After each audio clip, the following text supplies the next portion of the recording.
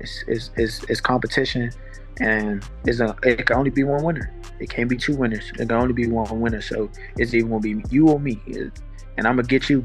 Tank Davis is stepping into the ring this Saturday night against Lamont Roach Jr., but the talk around the fight isn't just about what happens inside the ropes. There's an unsettling tension behind the scenes, and it's coming from none other than Davis's longtime trainer, Calvin Ford. Ford, who has been by Tank's side for years, has been noticeably quiet and cryptic about this fight. And some insiders are whispering that Davis... During your fight, LOL. Just your thoughts on that, and do you have a message for him? Honestly, he got a fight next week, right? So it seemed like he focused on me, and Lamont Roach is focused on him. I think I'm going to go put my bet in on Lamont. Roach is coming in as the underdog, but he's not just talking big. He truly believes he can break Davis down and take his title. We're going to see how he reacts when he gets hit with this punch, especially a clean one, Roach said with confidence. That's not the kind of talk you usually hear from just any opponent. Roach believes he has the tools to test Tank's durability, and given Davis's history of walking through opponents, Roach he come to fight, and I think it's a great fight. Everybody talking all that stuff about, why Roach? Because he signed and took the fight, you know what I'm saying? And it's good for the community. The real tension, however, is coming from Davis's corner. A couple of months ago, Tank himself raised doubts about his training situation, posting, "I don't know if I'm training with you for Lamont Roach." That message wasn't random. It was directed at his longtime trainer, Calvin Ford. When a fighter starts questioning his own team before a big fight, it raises serious concerns. Since then, Ford has stayed vague. He posted a cryptic message saying, "People often fail to comprehend my suffering, my convictions, and my emotions regarding various matters. However, I possess that understanding." This left people wondering what he meant. It sounded like someone dealing with something heavy behind closed doors. But Ford didn't stop there. He later suggested that Tank tends to underestimate his opponents when stepping into the ring, and that mindset could backfire.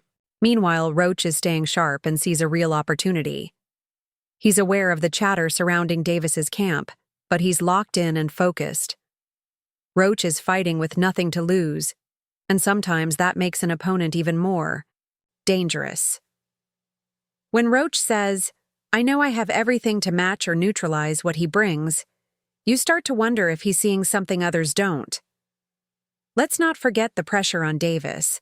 He's been promoted as the face of boxing, but some are now questioning if he's really living up to that title. Fans are also frustrated with the $80 PPV price for this fight, especially after the blockbuster Riyadh season cards delivered major fights at no extra cost. If Tank doesn't deliver a dominant performance, people will start questioning his value. He needs more than just a win. He's from DC. My whole family, like my entire family. Don't bring them. Don't bring them. For what? Don't bring them. I'm telling you, They don't gonna bring celebrate with me. Yeah, Don't bring them. It's gonna be a party on your floor. I'm gonna let y'all know something. His father was up here shaking on the what's the name? He was shaking on the pops. On my kid. Roach may not be the biggest puncher Davis has faced, but he's skilled and confident in his ability to go the full 12 rounds. He pointed out how Tank had to rely mostly on his right hand after injuring his left during the fight with Isaac Pitbull Cruz, and Roach sees that as a potential opening. If Tank can be slowed down, his power can be neutralized. But the big question is, can Roach really handle Davis's power? Tank has been steamrolling his opponents, knocking out his last 4 challengers with ease. His explosive power and precision make him one of the most dangerous fighters in the sport. Roach isn't blind to that. He respects Davis's skills, but he believes he has the right approach. He can hit, has nice reflexes, and a good boxing IQ, Roach admitted, but it's about what I know I've got. That's a bold claim against a fighter like Davis, but it shows Roach isn't intimidated. One major question still remains: will Davis bring his A-game, or will the outside distractions cost him? At this level, fighters can't afford mental lapses, and all the noise around Davis's camp might be the crack Roach is looking to exploit. His confidence stands out, She was like, and it was a good bump. You know what I mean? I'm not saying this to promote a fight. Like, Buddy can fight. He can hit. The only thing, he's just a little slow. Like, that's okay. That's a different kind of energy. The kind that suggests Roach knows something we don't. He's been sparring with bigger guys, taking shots from middleweights and junior middleweights, and he believes that experience is enough to prepare him for Tank's power. But the reality is, no amount of sparring can truly prepare someone for what it's like to take a clean shot from GervontaDavis. Just ask the long list of opponents who thought they had a solid game plan, right before they ended up laid.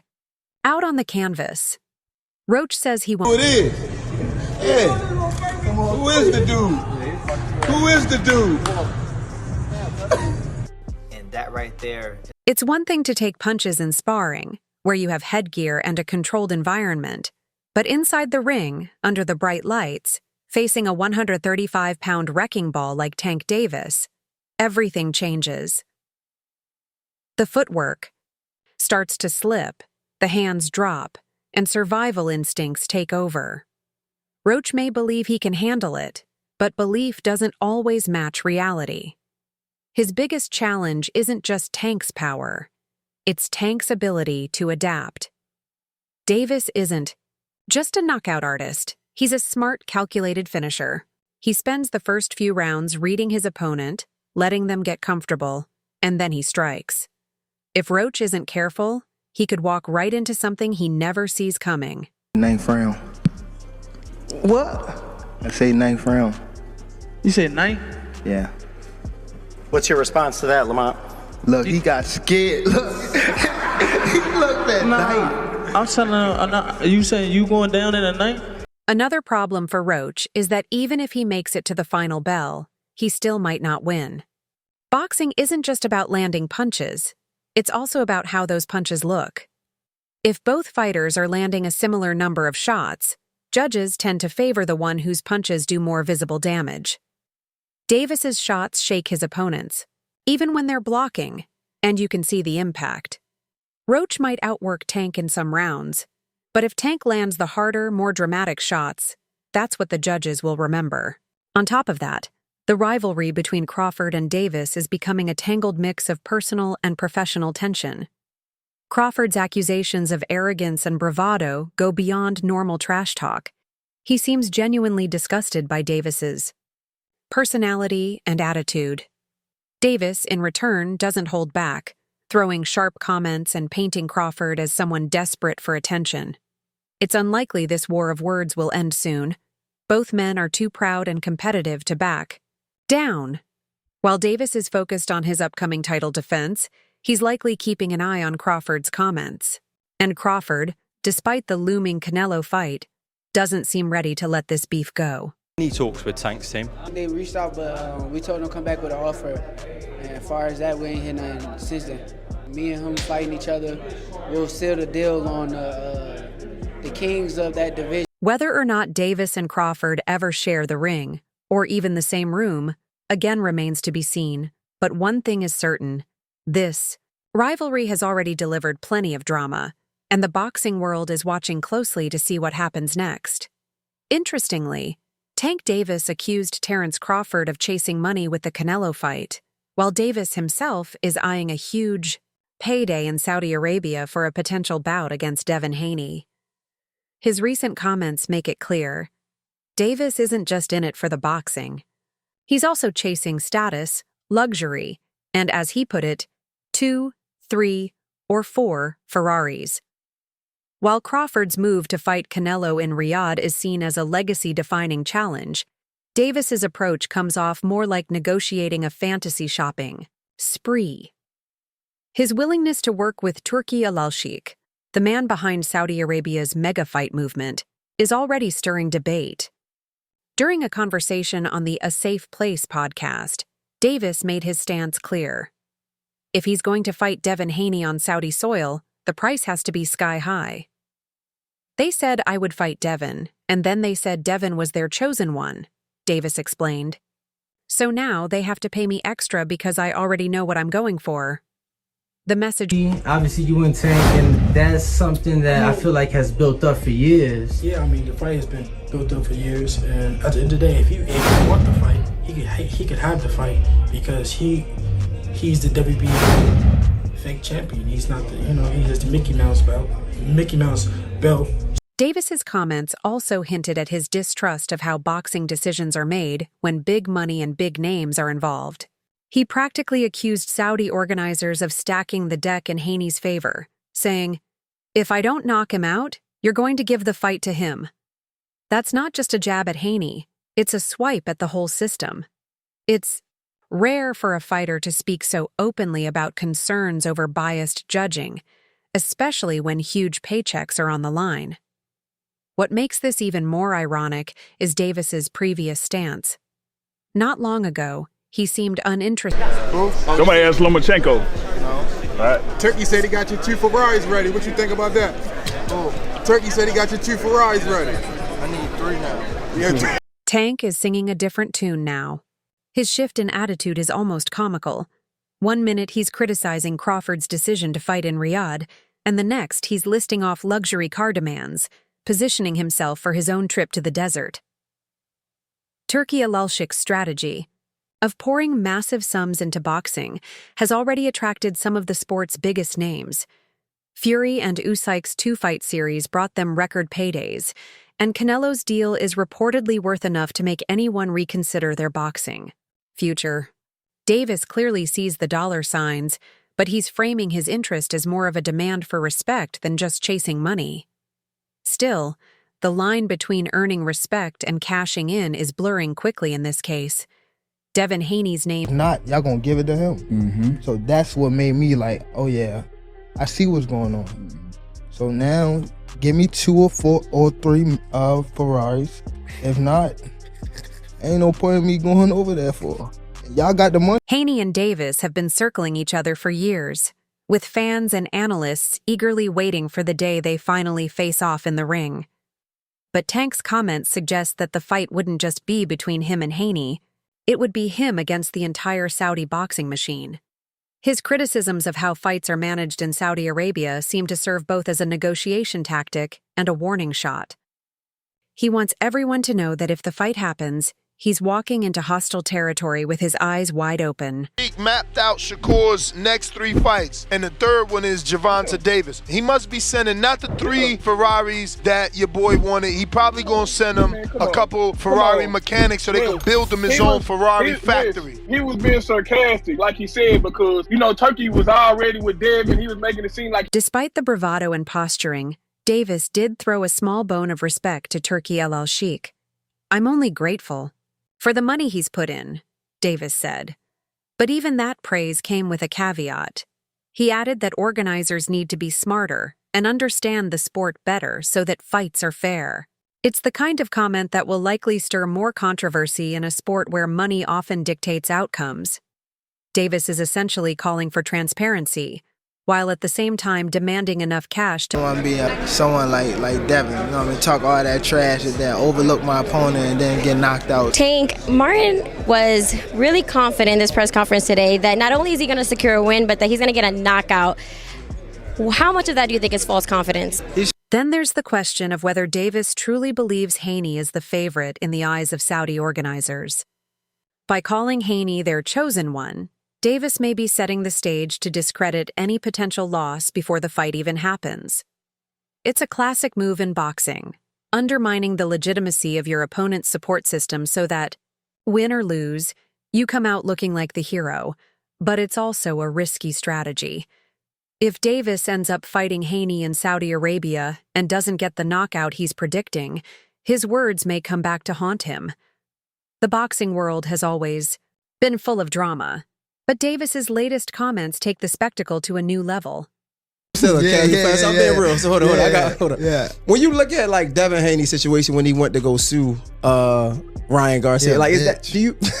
Yeah, bitch. Okay, cool. So okay. Crawford didn't hold back when he talked about GervontaDavis's chances against Shakur Stevenson or Teofimo Lopez. He flat out said that Tank would suffer his first loss if he stepped into the ring with either of them. That's a bold claim, especially given Tank's undefeated record and his knockout power. But Crawford isn't just talking. He's been in those tough fights, and he's seen firsthand how Shakur and Teofimo operate. For Crawford, Tank's knockouts won't be enough to get the job done against fighters as mentally I'm gonna fight Tank. Stop mentioning other people when I mention your fight. The is you talking about, boy? Like, don't play with me, bro. Y'all know how I'm coming.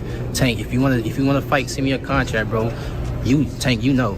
Teofimo Lopez sounded just as bold, even comparing a potential fight with Tank to the brutal beatdown Crawford handed Errol Spence Jr. last year. That's not just confidence, it's a declaration of war. Lopez sees himself as smarter and sharper, both inside and outside the ring, claiming that Gervonta only has his one-punch knockout power to rely on.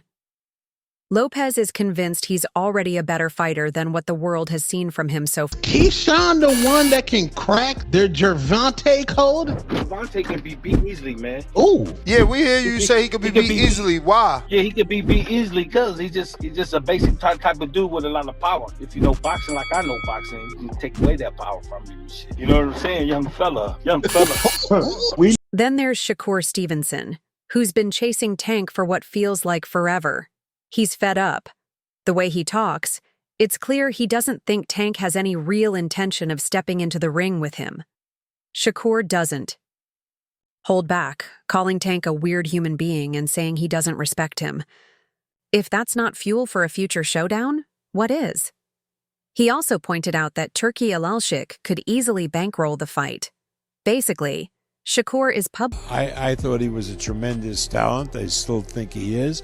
And I think he'll beat any lightweight with the possible exception of Keyshawn Davis. That's a fight we probably will never see, huh? Neither guy want to. Gervonta's next test is Lamont Roach on March 1st in Brooklyn. Everyone is watching to see how he performs because this fight could set the tone for what comes next. If Tank steamrolls Roach, the pressure will mount for him to finally take on one of the division's champions. And let's not forget that Vasyl Lomachenko is back in the mix. Tank's team approached Loma last year, but he was taking a break from boxing at the time. Now that he's back, it looks like he could be Tank's next target. That fight alone would be a blockbuster event, given Loma's slick skills and reputation as one of the best pound-for-pound fighters when he— I say 9th round. What? I say 9th round. You said 9? Yeah. What's your response to that, Lamont? Look, he got scared. Look. He looked at 9. I'm telling him, you saying you going down in a 9? You know that power curry. However, there's another layer to all this: Tank's hunger for big paydays. He openly talked about negotiating with Turki Alalshik to fight in Saudi Arabia, demanding at least 4 Ferraris before even considering a deal. While some might think that's just Tank being Tank, others see it as a sign of how the game is changing. Saudi Arabia's deep pockets are shifting the power dynamics in boxing, and Gervonta knows it. He's playing hardball, but with so much money on the table, who's to say Turkey won't meet his demands? The irony in all this is hard to ignore. Just a little while ago, Tank threw shade at Terence Crawford, claiming Crawford was chasing money. Yet here he is, publicly holding out. I think he was like 17. I wasn't that much older than him. I think we probably like 3 years older, apart, but I feel as though he slowed down. All that partying and drinking and stuff slowed. Difference, though, is that Crawford has already proven himself at the highest level, taking down Spence to become the undisputed welterweight champion. Gervonta, for all his knockouts and pay-per-view fame, hasn't unified the lightweight division yet. Fans are starting to demand more than just talk and one-punch finishes. They want legacy fights. Davis's comments about his opponents also hit a nerve. He pointed out that Tank's been fighting guys who aren't mentally strong enough to last all 12 rounds with him. That's a harsh critique, and whether it's fair or not, it's bound to stick until Tank proves otherwise. Facing guys like Shakur, Teofimo, or even Loma would silence a lot of doubters. These are fighters with elite skills, ring IQ, and the mental toughness to handle whatever Tank throws their way. Shakur's frustrations are understandable. He's one of the brightest young stars in boxing, and he's been calling out Tank for years with no response. He made it clear that he doesn't have the financial muscle to send Tank an offer, but Turki Alalshik does. By putting the responsibility on Tank to accept a fight in Saudi Arabia, Shakur is essentially forcing Gervonta to make a choice, either step up or keep dodging. But boxing history tells us that talk only goes so far. When that first power shot lands, all the bravado in the world won't help. It's going to come down to whether he can survive what Tank is bringing, and based on what we've seen, survival isn't easy when you're in the ring with GervontaDavis. What are your thoughts on this? Share them below, and don't forget to like and subscribe to the channel for more updates. See you in the next one.